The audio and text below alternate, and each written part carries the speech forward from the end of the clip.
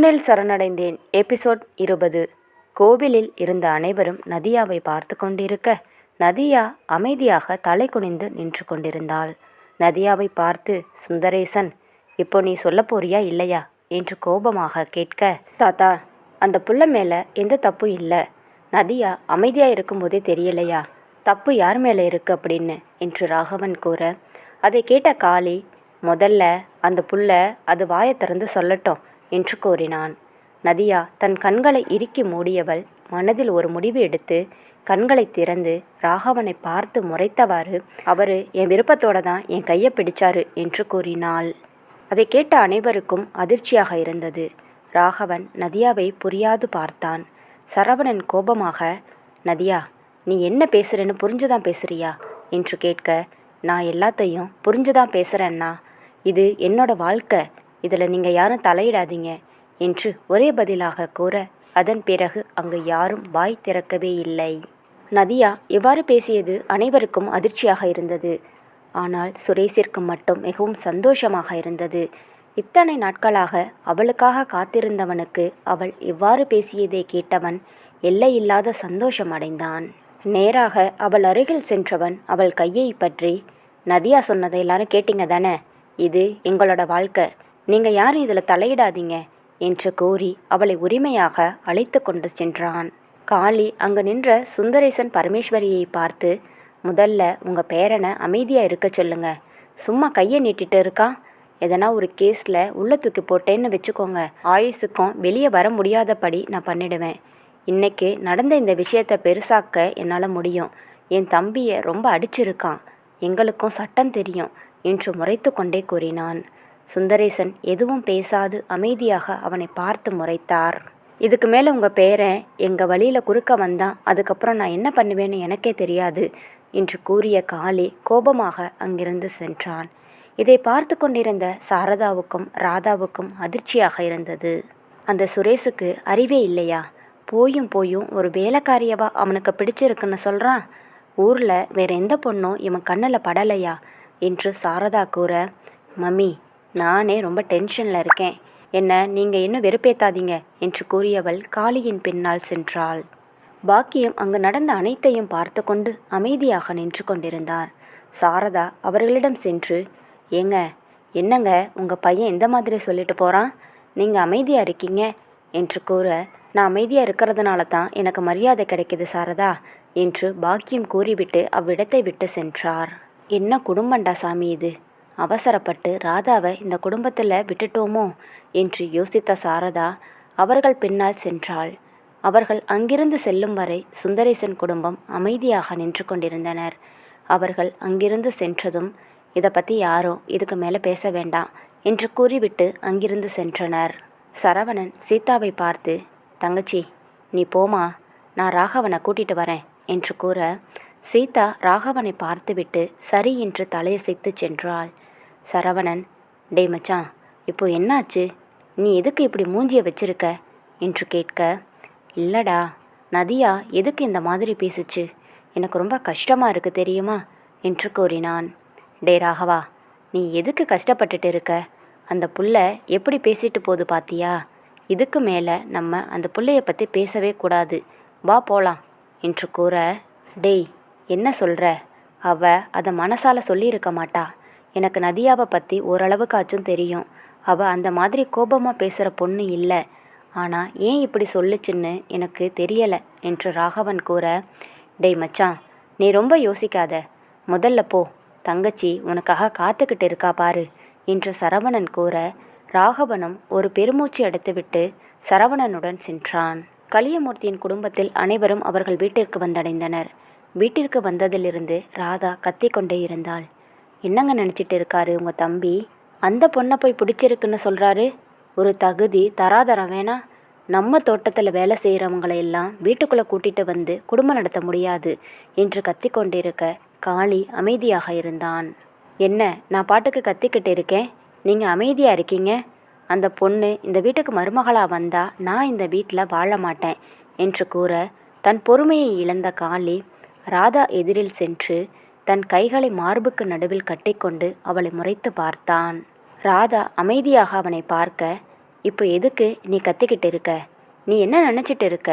நீ கத்திக்கிட்டே இருந்தா நான் அமைதியாக இருந்துடுவேன்னு நினச்சியா? உனக்கு ஒரு விஷயம் தெரியுமா? உங்கள் அம்மா வந்து உன்னை கல்யாணம் பண்ணிக்க சொல்லி எங்கள் வீட்டில் கேட்கும்போது எனக்கு பிடிச்சனால தான் நான் உன்னை கல்யாணம் பண்ணிக்கிட்டேன். உன்னை பிடிக்காமல் இருந்திருந்தா கண்டிப்பாக நான் கல்யாணமே பண்ணியிருக்க மாட்டேன். அதனால் அவங்க மனசுக்கு யார் பிடிக்குதோ அவங்கள கல்யாணம் பண்ணிக்கட்டுமே. அது வேலைக்காரியாக இருந்தாலோ ரோட்டில் போகிற பிச்சைக்காரியாக இருந்தால் கூட என்ன, என் தம்பி அந்த பொண்ணை விரும்புகிறான். இது எனக்கு எப்போவோ தெரியும். நானே அவங்க வீட்டில் பேசலாம்னு நினச்சேன். இப்போது அவனே இந்த முடிவு பண்ணிட்டான். இதில் என்ன தப்பு இருக்குது? இதை பாரு ராதா, மனுஷங்க எல்லாரும் ஒன்று தான். அது வேலைக்காரியாக இருந்தாலும் சரி, யாராக இருந்தாலும் சரி. இதுக்கு மேலே நீ இதை பெருசாக்குன அப்புறம் நமக்குள்ள தேவையில்லாத சண்டை தான் நடக்கும் என்று கூறியவன் சிறிது இடைவெளி விட்டு, அப்புறம் இன்னொரு விஷயம், உங்கள் அம்மா பேச்சை கேட்டுட்டு இந்த வீட்டில் நீ பிரச்சனை பண்ணதெல்லாம் போதும். எனக்கு எதுவும் தெரியாது என்று நினச்சிக்கிட்டு இருக்காத. எனக்கு எல்லாமே தெரியும். நான் எதுக்கு அமைதியாக இருக்கேன் தெரியுமா? நீயே இதை ஒரு நாள் புரிஞ்சு பண்ணதான்.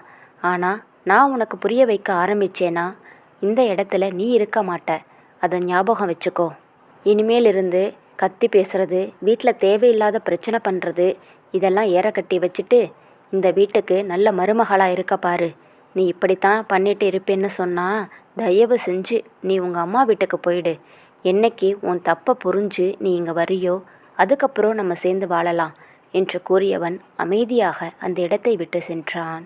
ராதா அவன் பேச்சுக்கு எதிர்பேச்சு பேச முடியாமல் தன் காலை நிலத்தில் ஊங்கி உதைத்துவிட்டு தன் அறைக்கு சென்றாள். தன் அறையிலிருந்து வெளியே வந்த காளி நேராக தன் தாயின் அருகில் சென்றான். காளியை பார்த்த பாக்கியம், என்ன தம்பி முடிவு பண்ணியிருக்க என்று கேட்டார். இதில் என்னம்மா முடிவு பண்ணுறதுக்கு? அவ்வளவு பேர் முன்னாடி அந்த பொண்ணு கையை பிடிச்சு அவன் கூட்டிகிட்டு போயிட்டான். இதுக்கப்புறம் நம்ம என்ன பேச முடியும்? அந்த பொண்ணை தம்பிக்கு கல்யாணம் பண்ணி வச்சிடலாம். நீங்கள் போய் அந்த பொண்ணு வீட்டில் பேசுங்க. எனக்கு தெரிஞ்சு ஒரு 2-3 நாள்லேயே கல்யாணத்தை வச்சுக்கலாம் என்று கூற பாக்கியமும் அதுதான் சரி என்று முடிவெடுத்தார். அம்மா, நீங்கள் போய் முதல்ல பொண்ணு வீட்டில் பேசுங்க. நான் சுரேஷுக்கு ஃபோன் பண்ணுறேன் என்று கூறியவன் தன் ஃபோனை எடுத்து சுரேஷுக்கு அழைப்பு விடுத்தான். சுரேஷ் நதியாவை அழைத்து கொண்டு அவள் வீட்டுக்கு சென்று கொண்டிருந்தான். நதியா, கொஞ்சம் வண்டியை நிறுத்துறீங்களா என்று கூற சட்டென்று சுரேஷ் வண்டியை நிறுத்தினான். நதியா வண்டியிலிருந்து இறங்கி சுரேஷை பார்த்து, இதோ பாருங்க, பிரச்சனையை பெருசாக்க வேண்டாம்னு தான் அந்த மாதிரி பேசினேன். இதே காரணமாக வச்சுக்கிட்டு நம்ம கல்யாணம் பண்ணிக்கலாம் அப்படிங்கிற முடிவு எல்லாம் பண்ணாதீங்க, சரியா? என்னால் நிஜமாக உங்களை கல்யாணம் பண்ணிக்க முடியாது என்று கூற, இதையெல்லாம் நீ அவ்வளோ பேருக்கு முன்னாடி சொல்லும்போது யோசிச்சிருக்கணும். நதியா, இதுக்கு மேலே என்ன நடந்தாலும் உன்னால் தடுக்கவே முடியாது. இப்போது உன்னை வீட்டில் விடணுமா இல்லை நீயே நடந்து போறியா என்று சுரேஷ் கேட்க, இது வேற தலைவலி என்று மனதில் நினைத்தவள், நானே நடந்து போகிறேன், நீங்கள் போங்க என்று கூறிவிட்டு சென்றாள். செல்லும் அவளை பார்த்து, நீயே என்கிட்ட வந்து மாட்டிக்கிட்ட பிறகு உன்னை விடுறதுக்கு நான் என்ன முட்டாளா என்று மனதில் நினைக்க அவன் ஃபோன் அடித்தது. சுரேஷின் ஃபோன் அடிக்க அதை அட்டன் செய்து காதில் வைத்து, சொல்லுண்ணா என்று கேட்டான்.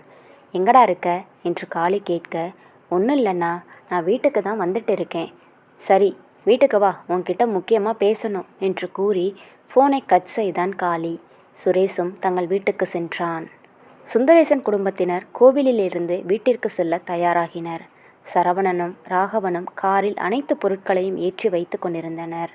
அனைத்து பொருட்களையும் காரில் எடுத்து வைத்துவிட்டு அனைவரும் காரில் ஏறி அமர்ந்தனர். ராகவன் ஒரு பெருமூச்சுடன் தனது புல்லட்டை ஸ்டார்ட் செய்ய அவன் புல்லட்டின் பின்புறமாக ஏறி அமர்ந்தாள் சீதா. அதை கவனிக்காத ராகவன், டே சரவணா, போலாமா என்று ராகவன் கேட்டபடி தன் வண்டியை ஸ்டார்ட் செய்ய அப்பொழுது வளையல் அணிந்த ஒரு கரம் அவன் இடுப்பை சுற்றி வளைத்தது. அதில் ராகவன் சற்றென்று திரும்பி பார்க்க சீதா அவனை பார்த்து சிரித்து கொண்டே, ஏமாமா, நீ என்னை கூட்டிகிட்டு போக மாட்டியா என்று காதலாக கேட்க அவளை பார்த்து சிரித்தவன், நான் எப்போ பட்டு அப்படி சொன்னேன்? வரும்போது நீ என் கூட தான் வருவேன்னு நான் எவ்வளவு ஆசையாக காத்துக்கிட்டு கிடந்தேன் தெரியுமா? ஆனால் நீ என்னை விருப்பேத்திட்டு காரில் போய் உட்கார்ந்துக்கிட்ட என்று ராகவன் கூற சீதா அவன் தோளில் தலையை வைத்து, சாரி மாமா என்று கூறினாள். அவள் கூறிய வார்த்தையை கேட்டு ராகவன் அவள் தலையோடு தன் தலையை முட்டியவன் வண்டியை ஸ்டார்ட் செய்தான். சீதா ராகவனின் மனநிலையை சரி செய்ய அவனிடம் பேசிக்கொண்டே வந்தாள். ராகவனும் நடந்தவற்றை கொஞ்சம் மறந்து சீதாவுடன் பேசி சிரித்தவாறு சென்று கொண்டிருந்தான். அனைவரும் வீடு வந்து சேர ராகவன் சீதாவை இறக்கிவிட்டு, பட்டு நீ வீட்டுக்குள்ளே போ, நான் தோட்டத்துக்கு போயிட்டு வந்துடுறேன் என்று கூற, சீதா ராகவனின் அருகில் வந்து அவன் கையை பற்றி, மாமா, நதியா அந்த மாதிரி பேசுனதை நினச்சி நீங்கள் குழம்பிட்டு இருக்காதீங்க, அது அவங்களோட வாழ்க்கை, அவங்க எடுத்த முடிவு என்று கூற, அதை கேட்ட ராகவன், எனக்கு நதியாவை பற்றி தெரியும் பட்டு, அந்த புள்ள எதுக்கு இந்த மாதிரி முடிவு சொல்லுச்சுன்னு தான் குழப்பமாக இருக்குது, வேற ஒன்றும் இல்லை என்று கூற, சரி மாமா, நீங்கள் போயிட்டு சீக்கிரமாக வாங்க என்று சீதா கூறிவிட்டு உள்ளே சென்றாள். ராகவன் தன் வண்டியை ஸ்டார்ட் செய்ய சுந்தரேசன் ராகவனை பார்த்து, இப்போ எங்கடா போற என்று கேட்க, தாத்தா போய் சரவணனை பார்த்துட்டு வரேன் என்று கூறினான்.